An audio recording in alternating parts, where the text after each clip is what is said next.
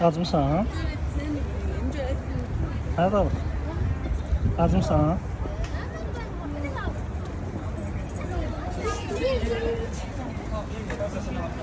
Açmamışam, gidelim bunu götürelim. Gedək dedi. Ha?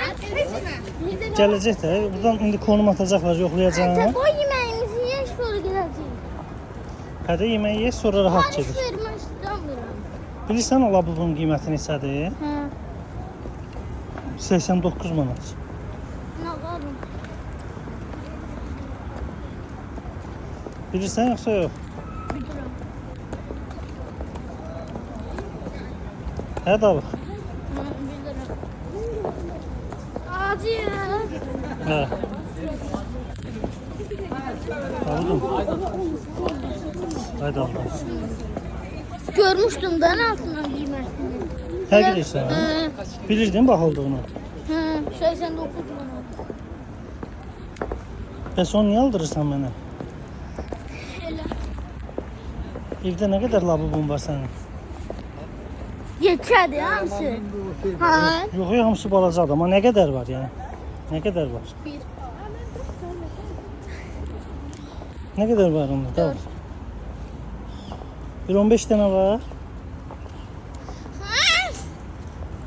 Nə qədər var da soruşuram. Var 15 dənə. 6 tane. Gəl, gəl. Gəl. Gəl də. Tabak alacağım. Evet. Buradan çıxanda. Açıqda bağlı. Nə? O. Ben açıq görmüştüm. Mən görüm. Bura bax. Memnun oldum. Arxadan çəkeyim. Gözlə, sən eləcə dur, buradan çəkəcəm. Yox, oradan çəkmişəm. Sən tərpənmə. Ay, tırnaqarsan. Mən belə dururam. Onu çəkmişəm. Dur da tərpənmə sən. Mən özüm çəkdim. Ha, gel.